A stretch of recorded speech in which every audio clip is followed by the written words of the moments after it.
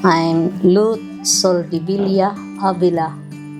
I am 72 years old, eldest of the 11 children of Abraham Soldevilla and anak ko Rita, Dr. Soldevilla. What values do you think are most important to live by? The most important value for me is being a responsible person and then paningkamot gyud, pero do not also forget God. Dyan sa imong paningkamot, dyan sa unsa pang paningkamot, ayaw kalimting Ginoo. Matinuhuron sa mga elders at mga parents. Di na to kalimtan ang ilang mga values bitaw ang gitisok nila sa ato. Who had the most influence on you growing up and why? Number one, ginako akong parents gyud. Si Papa o si Mama. Si Papa sa iyang pagka-Diyos nun. Number one, ginang Diyos nun kay kami kaniadto sa bata kami kasabutan ng mata sayo kay nga di kan imo ginang obligasyon inunggo ko ni Papa kanat pagampo ato kinakadadlaw ginato na ako anon sa sayo sa buntag o sa kanang kay naman gid mi angelos kanadto sa udto o sa hapon wala na maglakaw-lakaw nga kasing kusakan sa balay kay kundi ka kasaka bunal kay wala ka nakakon sa angelos.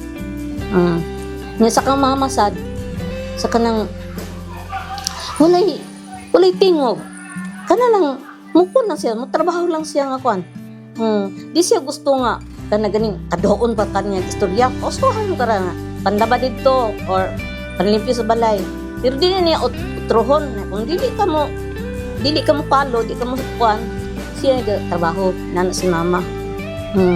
So ang disciplinarian gid sa family is Papa. Si Mama, siya murag na anak siya sa pacifier.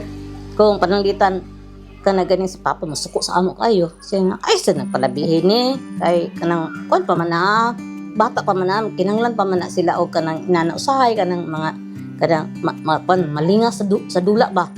Malinga sa dula, ay, sa palabihin, mga bunal dayo niya.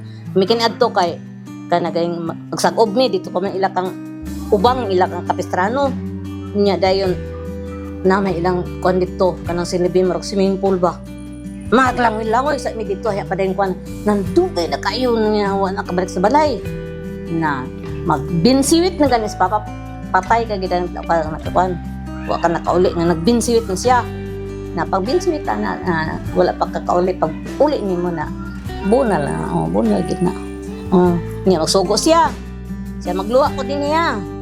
Kung wa ka pa na kauli nga na malan akong luwa. Patay ka ha. Pagkuha tanlad, pagkuha ko na. Kaya nagkuhan pa, naglangay-langay pa. Kaya wala ni mo pamati ang iyang giingon. Nabunal gina. Niya kung maglaag ni kinadto, niya nakahilak mi sa aming gilagan. Kaya mi, kami mo'y bunalan. Kung wa ka nilaag, wala ka unta, makahilak. Bunal. Kinsa may naingon nimo nga mulaag ka. Nana kanya itong disiplina niya. Pasalamat man ko sa disiplina nana sa pagdako udo sa gamay pa mi murag kanang mukuan ko mo kanang mo kasukulon ko pero kanang word nga sukol wa kinasamo usar ra gyud ka istorya ni Papa gyud palo gyud mi niya pag kuan pagdako na nako ikaw ng pamilya aya pa naka kung na-realize ba sakto ni si Papa di ay wala may disiplina ha kauman kami wala may disiplina ha masuccessful kami sa among kinabuhi nga maestra and then discarte yun isagin na sa kung sa among discarte yun ngita gid mi paagi nga kanaging makuman gid mi by hook or by crook niagi gid mi working tanan halas mi tanan working yun okay. Last question is, what is that one virtue that you learned from Lolo and Lola Edday that you want to pass on to the next generation? Ang pagkainang puon ug ang pagkadisiplina yan. Disiplinahon gini mong bata sa gamay pa. Dili pwede nga dili man disiplinahon pagka mainon tuson. Pag si mama mainon tuson.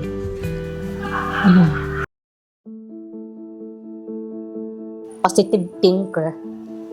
Positive thinker si Mimi. Nya kana laging kanang bisan kuan na kay magkalisod ng panahon ipakatawa kaniya. Malipayon to siya nga bata.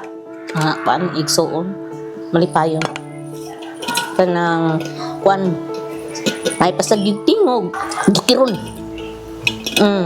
Never a dull moment with Mimi. Tapok-tapok ng lot.